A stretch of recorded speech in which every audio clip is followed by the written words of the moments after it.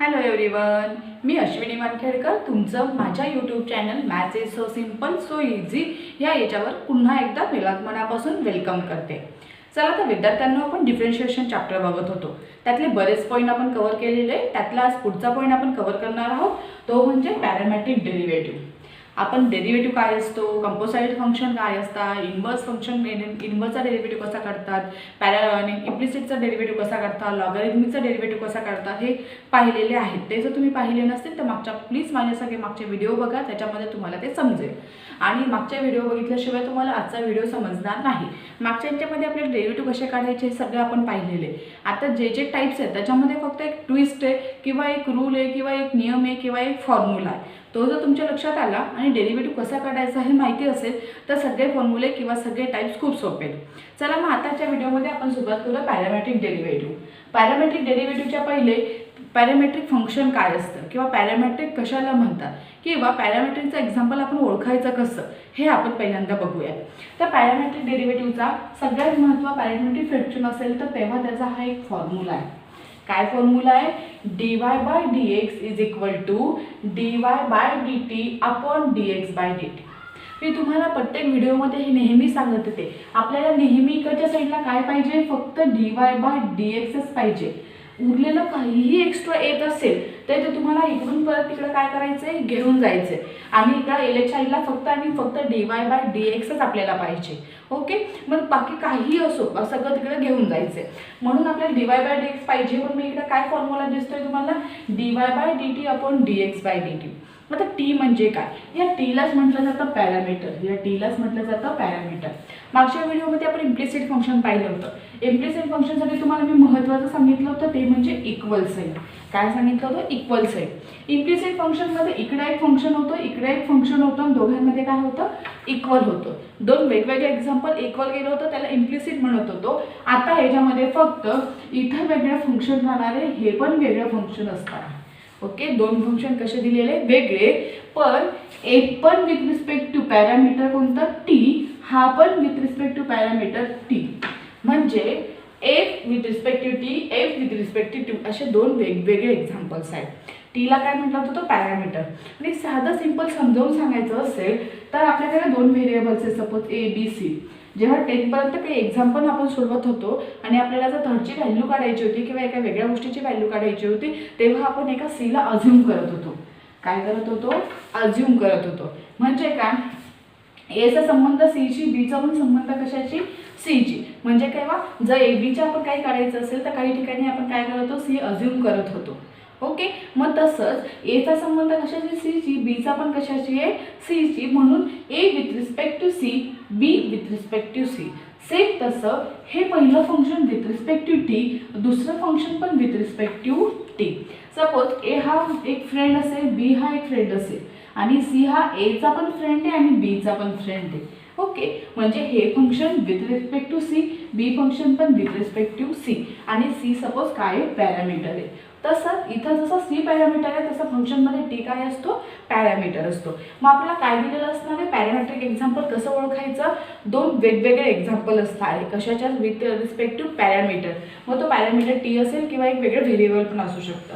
F respect to t, f respect to t, म्हणजे दोन वेगळे एक्झाम्पल दिलं असणार आहे. बघा बोर्डवर एक एक्झाम्पल आहे, find dy/dx if x is equal to sine log of t, y is equal to log sine of T.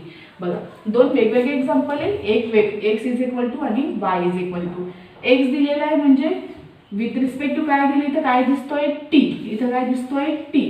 हा काय, वाय विथ रिस्पेक्ट टू काय दिलेला आहे, t. Y is with respect to पण काय दिलेला आहे तुम्हाला, टी दिलेला आहे. म्हणजे काय, इम्प्लिसिटमध्ये इक्वल टू मध्ये इकडं आणि इकडचं फंक्शन इक्वल येत होतं, पण पॅरामेट्रिकमध्ये तुम्हाला दोन वेगवेगळे एक्झाम्पल असणार आहे. म्हणजेच x is equal to this, y is equal to this असं येणार आहे. मग मी तुम्हाला नेहमी सांगितलंय इकडची बाजू विथ रिस्पेक्ट टू हे असते, इकडची बाजू विथ रिस्पेक्ट टू काय असते, हे असते. मग ही काय बाजू काय आहे, dx विथ रिस्पेक्ट टू कशाने, टीने. मग आपण हे कुठे लिहितो, वरती. X with respect to to म्हणजे याचा डेरिव्हेटिव्ह कसा येईल, dx/dt. सेम याचा डेरिव्हेटिव्ह पण काढा. कशाचा? y with respect to t. म्हणजे आपण कसं लिहिणार आहे याला? dy by dt. कसं लिहिणार आहे? dy by dt. पण आपल्याला पाहिजे काय पाहिजे? फक्त आणि फक्त dy बाय dxच पाहिजे. बाकी आपल्याला दुसरं काहीही नको आहे. मग dx इथं आहे, dy इथं आहे, पण मला पाहिजे dy बाय dx. म्हणून मी काय करते? वरती dy पाहिजे म्हणून मी काय करते? dy बाय dt अपॉन याला मी काय करते? हे अपॉन करते. काय? dx by dt. हे वरती गेलं तर काय होणार आहे? उलट होणार आहे. मग dx बाय dtचं इकडे काय होईल? dt by dx. मग हा dt गेट कॅन्सल. मला काय उरलं? dy by dx. ओके. मग जेव्हा तुम्हाला x is equal to with respect to t, y is equal to t म्हणजे दोन वेगवेगळे एक्झाम्पल येतील वेगळ्या पॅरामीटर सोबत किंवा थर्ड फंक्शन सोबत थर्ड पॅरामीटर सोबत दिलेले असतील, ते वेगळे एक्झाम्पल वेगवेगळे सोडवायचे. फक्त दिस अपॉन दिस केलं की तुम्हाला dy बाय dx भेटणार आहे. मग ज्या एक्झाम्पलमध्ये दोन वेगळे एक्झाम्पल्स आहेत आणि ज्याच्यामध्ये पॅरामीटर येतो त्या एक्झाम्पल्सला म्हटलं जातं पॅरामेट्रिक एक्झाम्पल्स. आणि अशा एक्झाम्पल्स आपल्याला काय काढायचं असतो? डेरिव्हेटिव्ह काढायचा असतो. मग दोन वेगवेगळे व्हेरिएबल्स आणि विथ पॅरामीटर सोबत येत असतील म्हणजे ए सी सोबत, बी पण सी सोबत, मग एकच्या वायच्या जागी कोणत्याही व्हॅल्यू चेंज होऊ शकतात. मी डेरिव्हेटिव्हच्या फर्स्ट याचे सांगितलंय इकडचा अपॉन इकडचा असतो म्हणून dx upon dt, dy upon dt. पण मला पाहिजे dy by dt dy by dxच पाहिजे. मग त्याच्यासाठी मला हा फॉर्म्युला यूज करायचा आहे. म्हणून पॅरामेट्रिक फंक्शनचा फॉर्म्युला काय आहे? हा फॉर्म्युला आहे. हा यूज करून आपल्याला याचा पण डेरिव्हेटिव्ह काढायचा आहे, याचा पण डेरिव्हेटिव्ह काढायचा आहे आणि शेवटी फक्त धिस अपॉन धिस करायचे. We get the answer of parametric differentiation. आलं लक्षात विद्यार्थ्यांनो? मग आता पॅरामेट्रिक डिफरन्शिएशन काय हे तुम्हाला समजलं. आता आपण त्याचं एक्झाम्पल सोडवूया. बोर्डवर तुम्हाला एक्झाम्पल दिसते. चला मग बघा एक्झाम्पल कसं सोडवता येईल.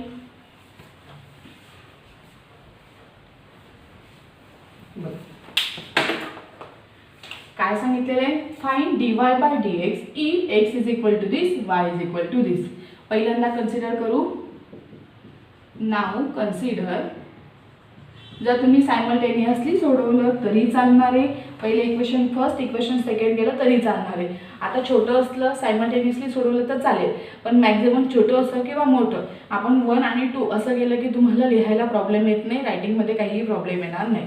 बघा नाव consider x is equal to sine log of t. Okay. याचा काय करायचं आपल्याला? डिफरन्शिएशन. साईनमध्ये लॉग आहे, साईनमध्ये लॉग आहे म्हणजे कोणता फंक्शन झालं? Composite function.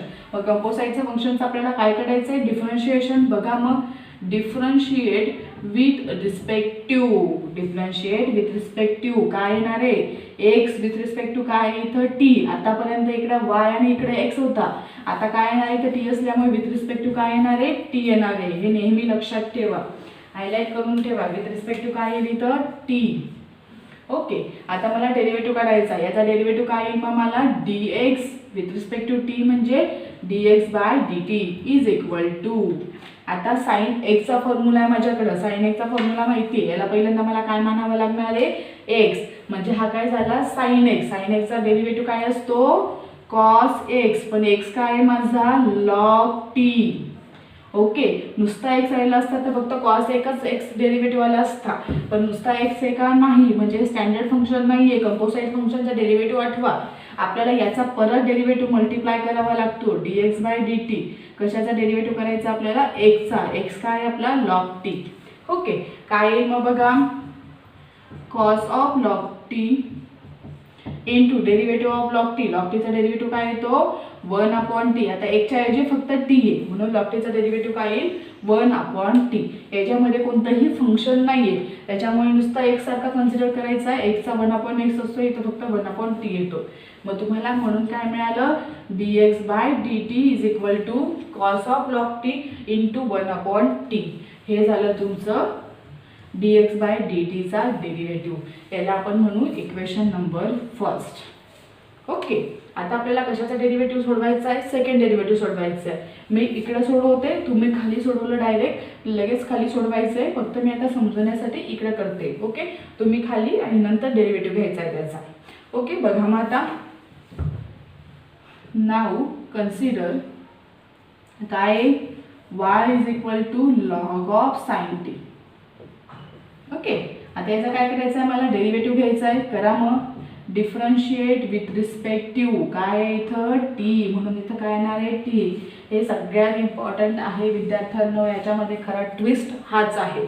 ओके, मग काय करायचं आहे, याचा डेरिव्हेटिव्ह काय येईल, वायचा dy बाय dx. वायचा डेरिव्हेटिव्ह काय असतो, dy by dx is equal to, आता हा काय आहे लॉग x, म्हणजे याला काय म्हणायचं आपल्याला x म्हणायचं आहे. Once again composite function x माना, याला x मानला तर लॉग x चा डेरिव्हेटिव्ह काय असतो 1/x. पण x काय आहे साइन t, पण नुसता t आहे साइन आहे सॉरी नुसता x व्हेरिएबल आहे का नाही, म्हणून याचा परत मला काय घ्यावं लागणार आहे, डेरिव्हेटिव्ह मल्टिप्लाय करावा लागणार आहे. कशाचा, साइन t चा. ओके, बघा मग काय येईल 1/sin t into sine t चा डेरिव्हेटिव्ह काय येतो cos t, आणि कॉस काय आला मग माझ्या इथं 1 इंटू cos t म्हणजे काय येतो cos t. So we get cos t upon sin t, पण cos t upon sin t काय असतो cot t. Trigonometric function cos अपॉन sin काय असतो cot. Therefore dy by dx sorry dy by dt लिहिता sorry with respect to t आहे म्हणून हेच dy बाय dt. मग dy बाय dt काय आला माझा cot t. बघा विद्यार्थ्यांनो, माझं पण चुकलं, मला समजतं आहे विथ रिस्पेक्ट टू टी घ्यायचं आहे, पण मला सवय झाली dy बाय dx लिहायची, म्हणून मला समजत असून सुद्धा माझी लिहिताना चूक होऊ शकते dy बाय dtच्या ऐवजी dy बाय dx लिहिण्याची, आणि इथून चुकून लिहिलं तरी आपले मार्क्स जातात आणि सगळे एक्झाम्पल आपल्याला चुकीचं मिळतं. म्हणून लोक शांत ठेवून आमचं सुद्धा चुका होऊ शकतात, तर तुमच्याही नेमकी इथंच चुका होतात, म्हणून त्या चुका तुम्ही करायच्या नाही आहेत. ओके, मग हे काय equation number second. Equation first मला काय भेटलेलं आहे, हे भेटलेलं आहे. इक्वेशन सेकंड मला काय मिळालेलं आहे, हे मिळालं आहे. आता मला हे पण सॉल्व झालं, हे पण सॉल्व झालं, पण मला dx बाय dt भेटलेलं आहे, dy बाय dt भेटलेलं आहे, पण मला काय हवं आहे, therefore dy by dx is equal to काय आहे dy बाय dt म्हणजे second function upon first function. Second function काय आहे cot t अपॉन हे फंक्शन काय आहे cos of log t upon t. हा t कुठे जाईल, वरती जाईल, काय मिळेल मग मला t into cot t upon cos of log t, आणि हे तुमचं काय झालं आन्सर झालं. कशाचं आन्सर, पॅरामेट्रिक डेरिव्हेटिव्हचं. बघा खूप सोपं आहे, खूप सिंपल आहे, खूप साधं आहे. काय केलेलं आहे, फक्त दोन एक्झाम्पल वेगवेगळे आहेत. एक्सचा संबंध टीशी आहे, वायचा पण संबंध टीशी आहे. आत्ताच मी सांगितलं ए आणि बी दोघांचा संबंध कशाची आहे, सीची किंवा इथं टीशी घ्या. असेच एक्झाम्पल येतील तेव्हा ते कशाचे एक्झाम्पल्स असणार आहे, पॅरामेट्रिक डिफरन्शिएशनचे. याच्यामध्ये वेगळं आपल्याला काहीही करायचं नाही आहे, फक्त हाच फॉर्म्युला लक्षात ठेवायचा आहे dy by dt upon dx by dtचा. ओके, आता हे लक्षात ठेवायचं आणि करताना कसं करायचं आहे, याचा डेरिव्हेटिव्ह काढून घ्यायचा, याचा डेरिव्हेटिव्ह काढून घ्यायचा. हे एक वेगळं एक्झाम्पल आहे, हे एक वेगळं एक्झाम्पल आहे. याचा डेरिव्हेटिव्ह ॲज इट इज काढा, जसे मागच्या व्हिडिओमध्ये आपण काढले, याचा पण ॲज इट इज काढा, आणि फक्त हे अपॉन हे करा, तुम्हाला dy बाय dx मिळून जाईल. मग असे कोणतेही एक्झाम्पल घ्या. एक्सरसाइजमध्ये पूर्ण एक्सरसाइज आहे, एकेका टाईपिंग करते, पण मी तुम्हाला शॉर्टकटमध्ये की एक्झॅक्ट ते टाईप काय असतात हे समजून देण्याचा प्रयत्न करते तुम्हाला, जेणेकरून एक्सरसाइज तुम्हाला स्वतः सॉल्व करता यावी, स्वतः अटेम्प्ट करता यावी. ओके, असं मला असं वाटतं आता तुमचा पॅरामेट्रिक डेरिव्हेटिव्ह क्लिअर झाला असेल. जर माझा व्हिडिओ तुम्हाला समजत असेल किंवा तुम्हाला एखादी क्वेश्चन असेल, याच्यावर काही प्रॉब्लेम्स असेल, प्लीज मला कमेंट बॉक्समध्ये कळवा. आणि तुम्हाला जर कोणाचे कोणते टॉपिक्स असतील ज्याच्यावर मी व्हिडिओ घेतले पाहिजे असे वाटत असतील, तर ते पण मला कमेंट बॉक्समध्ये कळवा, जेणेकरून त्याच्यावर मी तुम्हाला व्हिडिओ तयार करू शकणार आहे. काही क्वेश्चन्स काही असतील तर कमेंटमध्ये लिहा, आणि तुमचे प्रेझेंटही कमेंटमध्ये लिहायला विसरू नका. ठीक आहे, इथं आपण हा पॅरामेट्रिक डेरिव्हेटिव्ह संपला. Thank you so much.